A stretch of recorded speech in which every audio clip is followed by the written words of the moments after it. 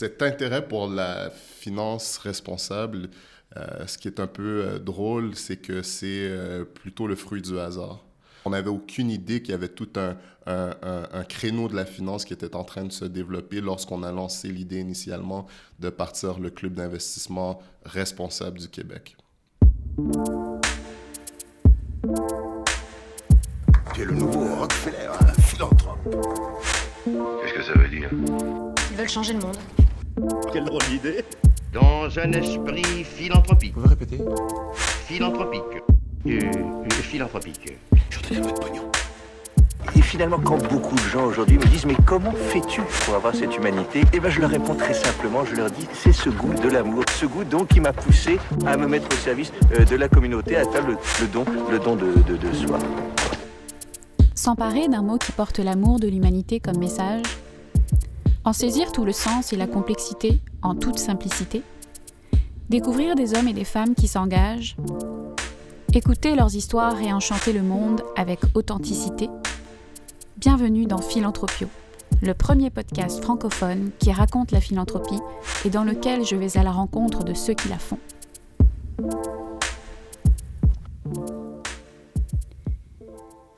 Consommation responsable, entreprise responsable, investissement responsable, la notion de responsabilité aurait-elle essaimé à tous les étages de notre société ? Des étalages au portefeuille boursier, le risque de se soumettre au boycottage est de plus en plus présent. Comment se manifeste-t-il ? Aujourd'hui, je vous propose de découvrir un militantisme nouveau genre qui consiste à démocratiser la finance responsable tout en faisant du bien à la communauté. Prenez un groupe d'investisseurs soucieux de générer un impact social ou environnemental positif, réunissez-les au sein d'un club au carrefour de la finance et de la philanthropie et obtenez le CIRC, le Club d'investissement responsable du Québec. Voici le récit d'une initiative citoyenne où les loups de la finance n'ont pas leur place et les idées reçues en matière de performance des rendements s'effacent. Je suis Charlène Petit et aujourd'hui je reçois Yannick Bidunga-Prince, le cofondateur du Club d'investissement responsable du Québec. Yannick Bidunga-Prince, bonjour. Bonjour. Tu es le cofondateur du Club d'investissement responsable du Québec, le CIRC, un club privé qui a pour but de favoriser l'apprentissage en matière de placement financier chez les jeunes et de sensibiliser ces derniers à l'importance de faire des choix de placement qui correspondent à leurs valeurs. Mais ce club d'investissement a la particularité de verser tous les revenus de ses placements à des œuvres caritatives. Tu agis à titre de directeur du comité créativité et communication du club. Et depuis janvier dernier, tu es membre du comité aviseur du Sustainable Investing Project de Sustainable Concordia, une organisation qui a pour mission de créer et mesurer les pratiques de durabilité à l'Université Concordia. C'est bien ça. Diplômé de l'École des sciences de la gestion, tu as développé tes connaissances des marchés financiers en parfait autodidacte. Lorsque tu n'épluches pas le cours des actions, tu travailles en tant que responsable processus et expérience client chez Sense, un détaillant international de vêtements de luxe. C'est bien ça, oui, en effet. C'est la meilleure biographie à laquelle j'ai eu la chance d'assister à ce jour. Donc, très bon travail. Yannick, qu'est-ce qui t'a amené à t'intéresser au monde de la finance responsable ? En fait, c'est que ma passion commence d'abord par la finance. Et même, j'aurais tendance à dire par le monde des affaires, ensuite la finance. Et cet intérêt pour la finance responsable, ce qui est un peu drôle, c'est que c'est plutôt le fruit du hasard. Lorsqu'on a voulu fonder un club d'investissement, moi et d'autres jeunes qui s'intéressaient justement à la question et qu'on réfléchissait justement aux différentes façons de maximiser notre impact, qu'on a décidé justement de se diriger vers l'investissement responsable sans savoir que ça existait. Et ce qui est très, très drôle dans tout ça aussi, c'est qu'on n'avait aucune idée qu'il y avait tout un créneau de la finance qui était en train de se développer lorsqu'on a lancé l'idée initialement de partir le Club d'investissement responsable du Québec. Et comment tu as appris ?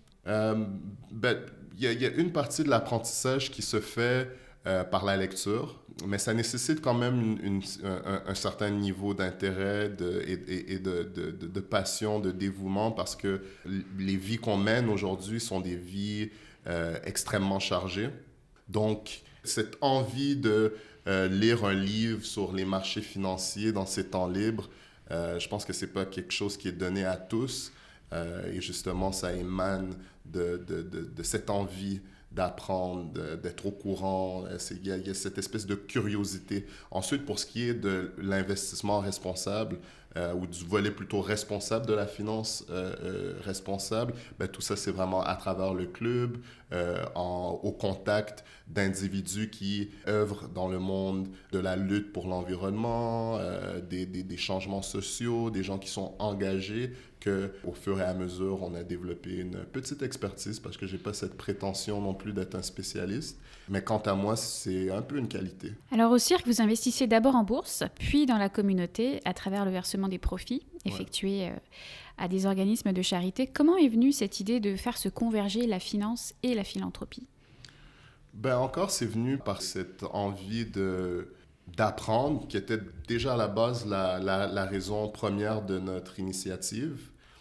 Et aussi, les membres fondateurs, déjà, aussi, ce qui est important de comprendre, c'est qu'on était tous des mordus de politique et qu'on constatait aussi l'incapacité des gouvernements successifs, autant ici au Québec qu'à l'étranger, leur incapacité à aller de l'avant avec les changements auxquels ils étaient engagés dans le cadre des différentes campagnes. C'est-à-dire qu'on constatait qu'on promet une chose en campagne et qu'une fois au pouvoir, les dirigeants se rendent vite compte qu'il y a une élite économique. Et nous, on voulait justement participer au changement des mentalités.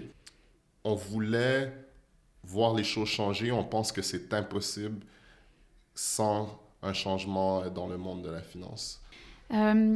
Pour revenir un petit peu sur l'histoire des clubs d'investissement au Québec, comment sont-ils nés parmi eux? Combien sont étiquetés responsables? Est-ce que tu as un petit peu d'historique là-dessus? À ma connaissance, il n'y en a pas beaucoup. Je sais qu'il y a des clubs d'investissement qui sont rattachés à des écoles de gestion. Donc, HEC, par exemple, a son club d'investissement et à ma connaissance, eux gèrent une partie de la cagnotte du fonds d'investissement de la HEC. fondation HEC. Okay. Donc, c'est un peu le cas pour l'ensemble des campus. Mais pour les initiatives privées, déjà souvent un club d'investissement, c'est des individus qui ouvrent un compte de courtage ensemble, c'est-à-dire qu'il existe des dispositions dans la loi qui permettent à certains individus de se mettre ensemble, d'investir. C'est régi par certaines règles. Donc, je pense le maximum de 30 membres à la fois. Et ces gens se redistribuent les profits sur une base préétablie dans le temps. Donc, à chaque année, on se divise les profits. Donc, il y a différents mécanismes. Donc, c'est quelque chose de très privé à la base. Un OSBL comme le nôtre, il en existe peut-être un ou deux avec lesquels on a établi un contact. Je sais que ce qui est très intéressant, c'est qu'il y a un club qui souvent, en fait, ce qui se produit, c'est que des gens veulent refaire ce qu'on fait ailleurs et communiquer avec nous, dont il y a une semaine de cela, 2-3 Ontariens basés à Toronto qui ont communiqué avec nous pour justement avoir certaines astuces ou en apprendre davantage sur ce qu'on fait avec l'intention de partir un club d'investissement responsable en Ontario. D'accord. Donc, tu viens de le dire, vous vous êtes fait approcher dernièrement pour finalement partager un petit peu votre recette. À l'inverse, avez-vous eu à un moment donné l'idée d'approcher d'autres clubs d'investissement pour les sensibiliser à votre approche durable, responsable et philanthropique? Pas encore. Je vais m'avancer un peu, par exemple, à où nous en sommes par rapport à notre réflexion, c'est-à-dire qu'on est rendu là aujourd'hui. D'accord. Avec l'expérience qu'on a, les 3-4 années qu'on a derrière nous, on a beaucoup appris, on a été en contact avec tout un tas d'intervenants et aujourd'hui, on est capable d'observer une fenêtre d'opportunité qui nous permettrait de croître et de perpétuer aussi notre action dans le temps. Donc, sans vouloir trop m'avancer là-dessus, je pense que le Club d'investissement responsable du Québec, à la limite, pourrait être une grande tente et qui permettrait aux différents acteurs, aux différents clubs de communiquer entre eux.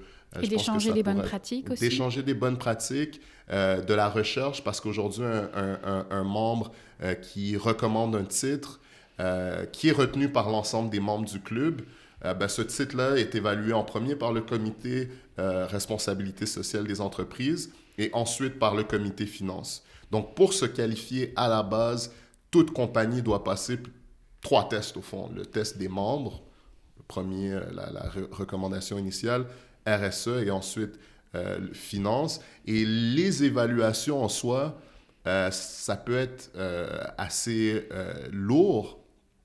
Et étant donné qu'on est un organisme qui est au fond, qui est géré par des bénévoles qui ont un autre emploi du temps, ça peut être assez long de livrer justement ces recherches pour livrer aussi une recherche de qualité parce qu'on n'a jamais voulu non plus diluer la qualité au fond des évaluations qu'on effectue. Donc, oui, de travailler ensemble, de partager, de se déléguer des tâches aussi. Puis aussi, en fait, ce qu'on constate, parce que je pense que ça me ramène un peu à ta question, c'est que souvent, il y a un événement qui veut faire la promotion de l'investissement responsable, et on n'est pas au courant. On l'apprend à la dernière minute. Donc, ce serait bien une espèce de plateforme, justement, qui offre une vitrine sur tout ce qui se fait d'un point de vue événementiel au niveau de l'investissement responsable au Québec. Donc, je pense que c'est un peu... on s'enligne vers ça aujourd'hui. D'accord. On va parler un petit peu plus en détail du fonctionnement de votre club. La mission du club se décline en 4 R: responsabiliser, rentabiliser, réseauter, redonner. Est-ce un clin d'œil aux 4 R du développement durable qui sont réduire, réparer, recycler, réutiliser? Oui et non, dans le sens où c'était pas l'intention au début et par la suite, tu constates que ça existe déjà. Mais ça, c'était en fait la mission initiale. C'est très, très, très récent. Donc, on n'a pas encore fait le changement sur notre site, mais aujourd'hui, c'est vraiment de rendre plus accessible l'investissement responsable auprès des Québécois. Je pense que des fois, les 4 R, ça peut être porté à... Ça crée plus de confusion qu'autre chose. Donc, aujourd'hui, c'est vraiment la mission qu'on se donne pour l'instant, pour le plan stratégique, au fond, qui couvre 2019-2020. Et tout ça a été effectué en partenariat avec notre nouveau partenaire coopératif, donc Desjardins Courtage en ligne, qui nous a justement assisté dans la refonte de notre image, de notre mission, etc. Donc, les 4 R, oui, à la base, c'était de rentabiliser, sans pour autant oublier l'aspect redonner. Pour moi, c'était les deux plus essentiels. Après, de responsabiliser, c'est un grand mot, mais c'était d'éveiller les consciences. Donc, aujourd'hui, et c'est aussi très lourd à porter comme mission pour un petit organisme comme le nôtre. Je pense qu'aujourd'hui, de rendre plus accessible l'investissement responsable comme mission première, c'est plus concis. Et puis, ça nous permet de nous concentrer justement pour les 2 années à venir. Dans une entrevue avec le Journal de Montréal, tu as déclaré que si les gens ne s'occupent pas de la finance, c'est la finance qui va s'occuper d'eux. Est-ce que tu peux préciser un petit peu ta pensée? Ce que j'essayais de véhiculer, c'était de faire comprendre à la population, à la jeunesse québécoise que de voter à chaque 4 ans, c'est pas suffisant. Je veux dire, lorsqu'on regarde la situation de la mobilité sociale ici au Québec, l'écart entre les riches et les pauvres, tout ça, ce sont des enjeux qui s'étalent sur des décennies et des décennies. Donc, nous, le constat qu'on fait, c'est que la finance a une incidence, et une grande incidence dans notre vie de tous les jours. C'est ce désir incontrôlable à voir les profits s'accroître. C'est-à-dire qu'aujourd'hui, on a des compagnies qui ajustent leurs objectifs financiers, sociaux, etc., en fonction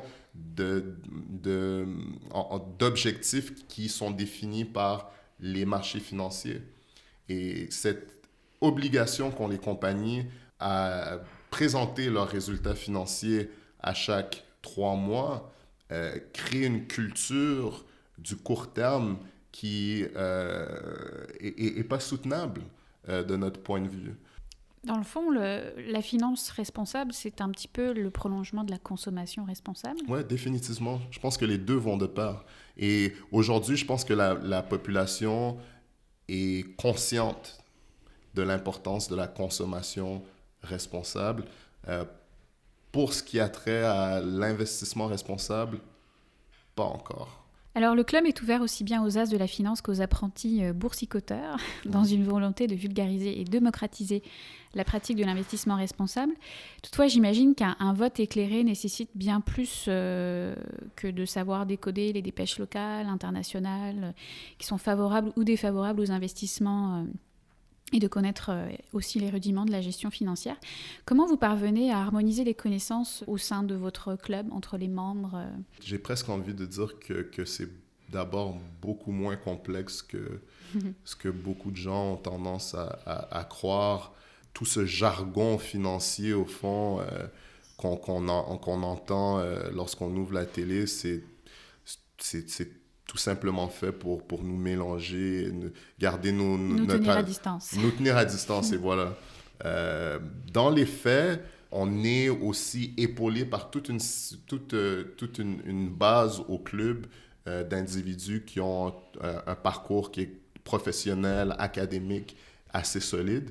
Donc déjà à la base, lorsque quelqu'un se joint à un comité, ben, il y a déjà 3-4 membres fondateurs ou des gens un peu plus expérimentés qui épaulent les gens dans leur apprentissage. Donc c'est vraiment à travers les comités que les gens apprennent. Et nous, on fait vraiment tout ce qu'on peut pour inciter les gens à se joindre à ces organes, justement pour pouvoir en apprendre davantage sur justement l'évaluation ESG, c'est-à-dire environnementale, sociale et de gouvernance qu'on fait au comité RSE, ou ce qu'on appelle un DCF, donc un Discounted Cash Flow Statements, ben, apprendre un peu comment ça fonctionne. Maintenant, ce sont des ratios, des métriques qui sont utilisées dans le monde de la finance. Donc, notre analyse est assez étoffée. Ceci étant dit, c'est vraiment pas si sorcier que ça. Avec le support qu'on a dans chacun des comités, les gens sont en mesure d'en apprendre davantage et on l'espère pourront ou sont en mesure aujourd'hui d'effectuer cette évaluation eux-mêmes. Alors parlons à présent du membership. Comment devient-on membre ? Alors pour devenir membre, c'est relativement simple. Donc les membres envoient leur candidature par courriel. Donc en 2 ou 3 phrases, expliquer pourquoi la personne veut se joindre au club. Et puis le CV aussi, juste pour nous donner une idée du profil de la personne, mais c'est ouvert à tous. Quel est le profil de vos membres en termes d'âge, d'activité professionnelle, de répartition homme-femme ? Vous êtes combien ? Aujourd'hui, on est environ 90 membres. Je dirais que c'est également distribué entre les hommes et les femmes, avec un âge moyen qui doit être aux alentours de la fin vingtaine, mi-vingtaine. Et au niveau du profil peut-être professionnel, académique, on a la moitié qui sont des gens comptables, avocats, etc.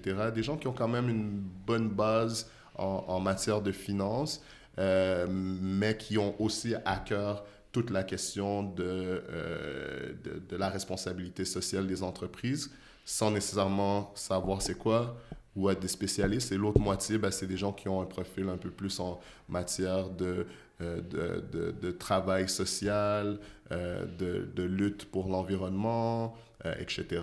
Donc, eux, évidemment, ont peut-être moins les bases en finance, mais c'est ce que je trouve extrêmement beau au sein du club, c'est que les deux côtés s'entremêlent et je pense que c'est ce qui fait la spécificité de notre organisation. C'est peut-être 2 mondes qui se parleraient peut-être pas et aujourd'hui on grandit professionnellement ensemble. Donc je pense que ça c'est aussi une partie de la solution. On ne l'a pas mentionné, mais je crois qu'il y a une cotisation annuelle pour devenir Oui, il y a une membre. cotisation de $50 qui, honnêtement, pour nous, est symbolique. C'est qu'à quelque part, il fallait payer les titres qu'on achète. Mais la réalité, puis je pense que, étant donné que c'est un podcast sur la philanthropie, sur c'est qu'on crée des organisations à quelque part, ça, courir après $50, ça, pour des bénévoles comme nous, parce que ça arrive assez souvent, même, c'est moins intéressant. Donc, même au niveau de notre façon de nous financer, on compte de plus en plus miser sur les événements qu'on organise. Donc, pour l'instant, on en fait 4 par année, 2 environnement social et gouvernance, et puis 2 qui sont plus axés sur la finance. Donc, et aussi, bien sûr, les partenariats avec des organisations qui correspondent le plus possible à nos valeurs, comme notre partenariat là, qui a récemment été annoncé avec Desjardins Courtage en ligne. On va y revenir un petit peu plus tard. Lorsque vous recrutez de nouveaux membres, est-ce que tu sens que l'intérêt du candidat ou de la candidate est plus porté sur le volet investissement, le volet philanthropique, les deux? Le volet philanthropique, étonnamment, parce que pour moi, c'est ce qui motive la totalité de mon action, et j'ai presque envie de dire du don de soi, parce que avec les vies qu'on mène, j'en ai parlé un peu tantôt, je veux dire, ça nécessite quand même un niveau de motivation assez élevé. Pour moi, c'est le volet philanthropique, mais c'est vrai que pour les jeunes membres du club, initialement moins. Là où les gens sont très, très intéressés, c'est lorsqu'on parle à des gens dans le monde institutionnel, c'est-à-dire des gens qui sont dans le monde de l'investissement responsable, mais disons des institutions bancaires, des gestionnaires de fonds dans le monde de l'investissement responsable. Eux sont très, très surpris par cet aspect. Nous, ce qu'on essaye d'éviter, par exemple, c'est les gens qui sont là parce qu'ils ont vu Wolf of Wall Street et puis se disent que la bourse est la panacée, il suffit d'investir dans des stocks de marijuana et des bitcoins et que c'est les grands profits. Non, c'est pas du tout ça. Et puis, c'est pas en accord justement avec la culture qu'on essaye de créer. D'où aussi la raison pour laquelle on demande quand même une lettre de présentation. Si jamais un tel individu devrait se présenter, peut-être on lui ferait comprendre que c'est peut-être pas la bonne place pour lui. Alors, tu parles de croissance et tu l'as mentionné tout à l'heure, vous avez effectué un exercice de planification stratégique 2019-2020. Ouais. Est-ce que tu pourrais nous en dire un petit peu quelles sont les grandes orientations? Les grandes orientations, déjà, c'est qu'on va miser beaucoup plus sur les campus universitaires. Ce qu'on n'a pas fait. Les institutions qui existent aujourd'hui, mais aussi les autres clubs d'investissement. Donc, aujourd'hui, on veut miser beaucoup plus là-dessus parce qu'on a besoin d'engagement de gens dont c'est le travail tous les jours, justement, de s'investir dans ce genre d'initiative. L'autre grande ligne, avec des institutions gouvernementales, d'autres fonds philanthropiques aussi qui existent aujourd'hui, qui cherchent justement à investir des sommes dans des projets innovants. Donc ça, c'est l'autre grand axe. Et le dernier que je vais mentionner ici, c'est aussi dans l'interactivité du matériel éducatif qu'on veut livrer, mais aussi des événements qu'on fait. Donc, la formule du conférencier devant une foule qui parle pendant 1 heure, ça marche pas très bien. Et puis, c'est rare que les gens sortent de là en se disant « Ah, j'ai appris quelque chose et puis j'ai trouvé une piste par rapport à ce que j'ai à faire tout de suite si je veux commencer à investir de façon responsable. » Donc, des ateliers, des simulations boursières, c'est beaucoup plus le genre de truc qu'on veut faire maintenant pour justement inciter vraiment les gens à apprendre. Alors justement, tu parles des événements que vous organisez. Compte tenu de la finalité des activités du club, envisagez-vous d'organiser des événements avec une thématique plus philanthropique? Pour l'instant, c'est pas quelque chose qui est à l'agenda. Ceci étant dit, d'un point de vue personnel, c'est définitivement quelque chose que j'aimerais faire. Et encore toujours dans cet esprit de vouloir réunir tous les gens qui ont à cœur l'investissement responsable, oui, mais veut pas la philanthropie et la finance, c'est deux mondes qui ont beaucoup de connexions, même d'un point de vue historique. Certains des premiers grands philanthropes étaient des financiers. Donc, oui, définitivement, c'est quelque chose qu'on aimerait bien faire, mais on a une nouvelle amie en ta personne pour travailler là-dessus éventuellement. Bon, ça tombe pas dans l'oreille d'une sourde. Excellent. Je vois beaucoup de liens possibles, notamment avec les fondations communautaires qui, tout comme vous, sont au croisement de la finance et de la philanthropie. Alors, on va aborder plus spécifiquement votre stratégie philanthropique. Donc, tu en as parlé tout à l'heure. Vous avez reversé vos premiers chèques en décembre 2017.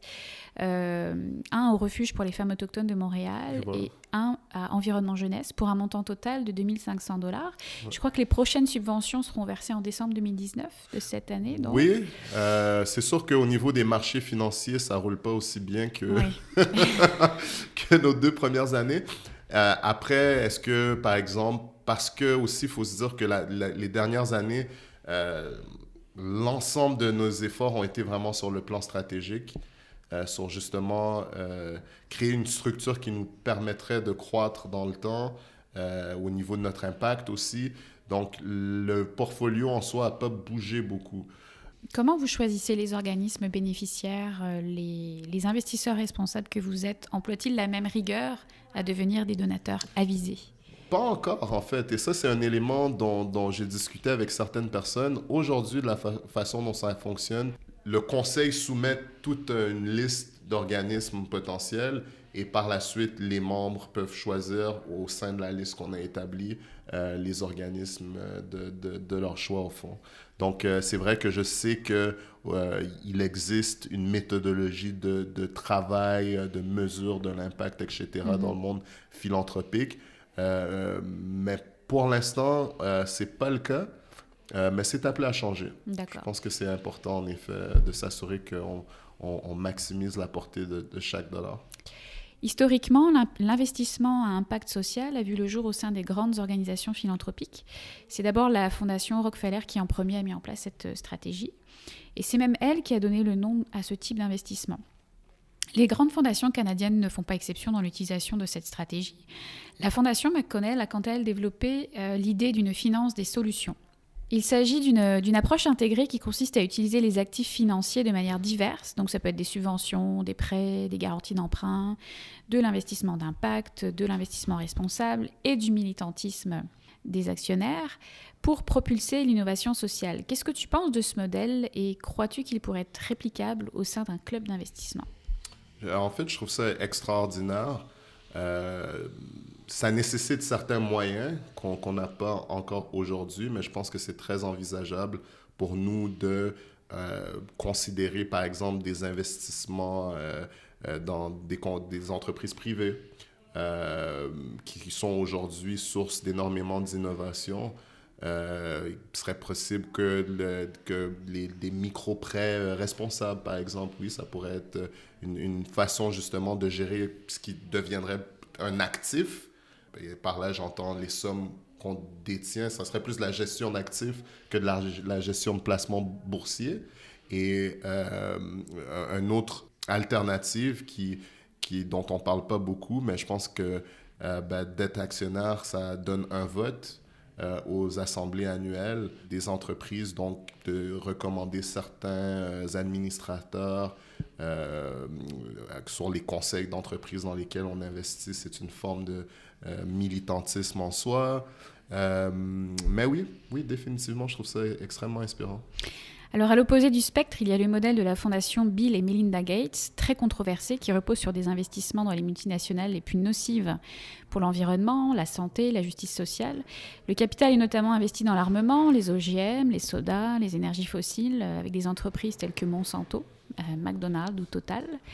Il y a d'ailleurs un récit d'investigation de Lionel Astruc qui vient de paraître aux éditions Actes Sud et qui s'intitule « L'art de la fausse générosité, la fondation Bill et Melinda Gates ». Qu'est-ce que ça t'évoque, Yannick, cette situation ? Est-ce que le militantisme qu'on a évoqué tout à l'heure ne doit pas aussi se pencher sur la création d'un organisme public et indépendant pour contrôler la manière de gérer le capital des fondations les plus puissantes ? C'est une question extrêmement complexe. J'ai tendance à me méfier de ces gens qui sont toujours dans une dynamique de pointage de doigts. Mm-hmm. Que Bill et Melinda Gates aient une fondation dont certains aspects sont douteux, ça, je le comprends.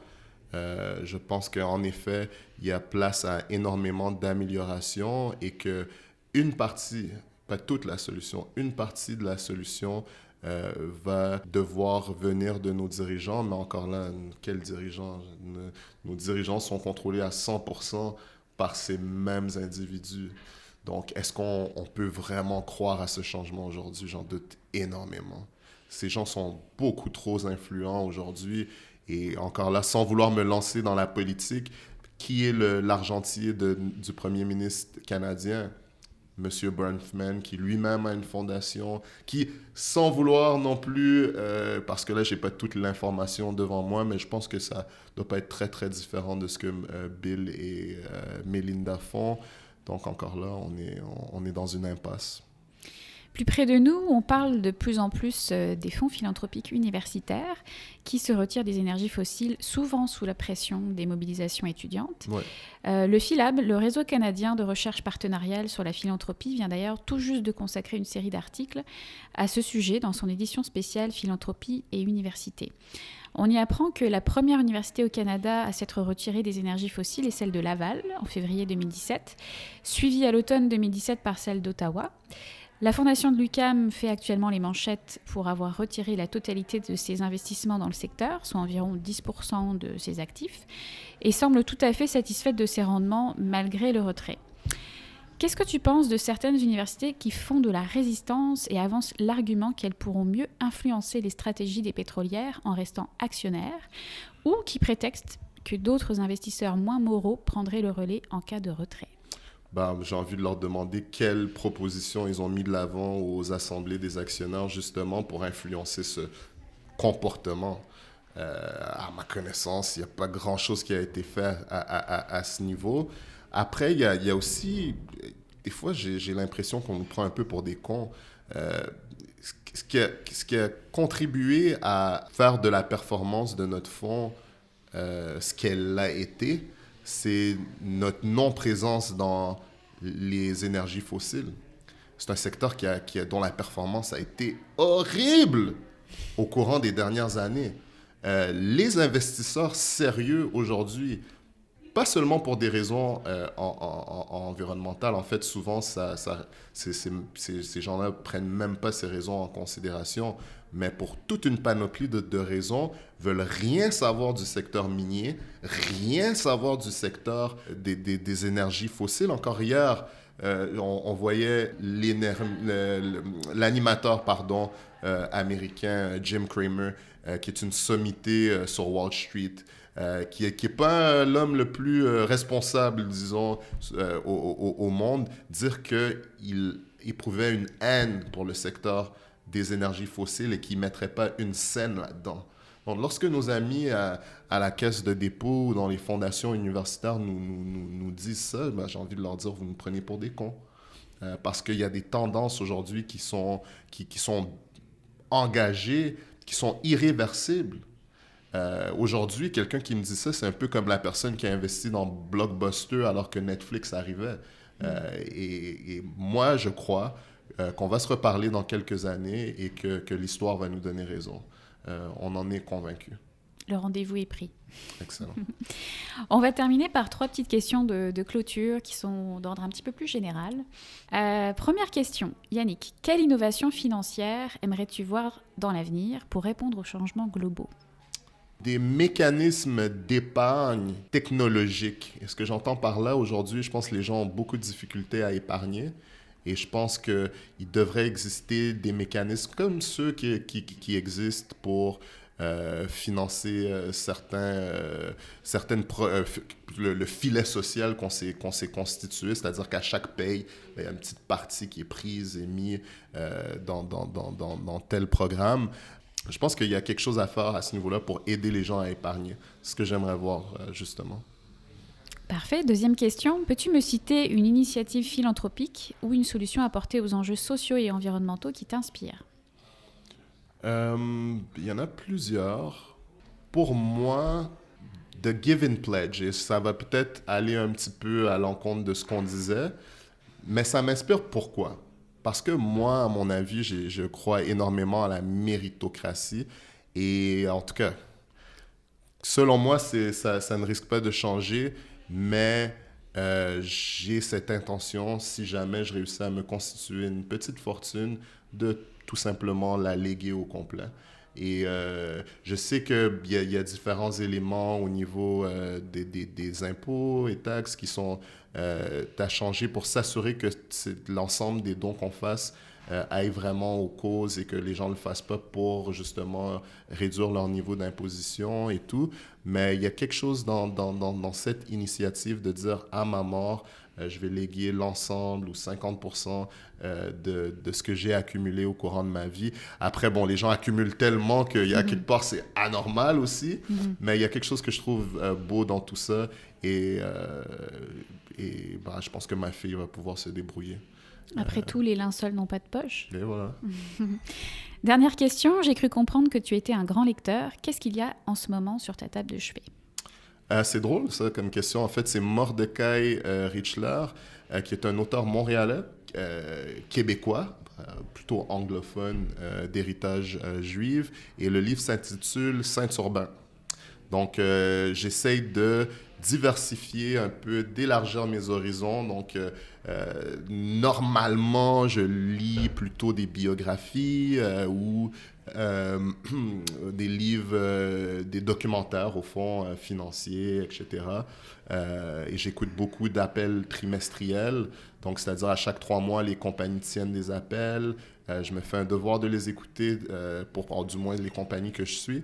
Donc, un livre sur 2, j'essaye d'y aller avec le roman, en français. Ouais. Et le pitch de Saint-Urbain? En fait, en Saint-Urbain, c'est un espèce de voyage dans le Myland des années 40, avec ces démarcations, ces délimitations, les différences entre les distinctions des différentes communautés qui existaient dans le quartier, toute la perspective d'un jeune juif dans le Myland de l'époque et de cette espèce de rivalité avec les Canadiens français et les Anglais et de la façon dont ils percevaient aussi ces autres groupes. C'est exceptionnel et ce qui est intéressant, c'est qu'on y retrouve nos propres repères aussi. Donc, certaines des boutiques sont encore là. Donc, certaines. Il y en a une, au moins. Donc, non, c'est très enrichissant. Sinon, peut-être rapidement, auparavant, j'ai lu la biographie de Hunter Harrison, qui a été PDG de CN Rail, CP Rail et de CSX, qui sont 3 énormes compagnies. Et ce que j'ai trouvé intéressant, c'est de voir quelqu'un qui est né dans une famille relativement pauvre et qui a su justement monter au plus haut échelon de Bay Street et du monde financier canadien et américain. Merci beaucoup Yannick d'avoir accepté l'invitation de Philanthropio pour parler de finances durables au service de la philanthropie. Pour suivre l'actualité et les activités du club, rendez-vous sur la page Facebook Club d'investissement responsable du Québec. Est-ce que tu voudrais communiquer d'autres informations? Non, sur Facebook, on est quand même assez actif. On partage beaucoup d'informations. Donc, non, c'est la bonne place pour nous suivre. Excellent. Merci. Merci beaucoup d'avoir écouté Philanthropio. Vous avez aimé l'émission? Dites-le moi avec 5 étoiles et des commentaires sur l'application Apple Podcast. Vous pouvez retrouver également tous les épisodes sur philanthropio.com. Si vous souhaitez réagir, écrivez-moi à charlène@philanthropio.com. À bientôt pour dérouler le fil de nouveaux récits.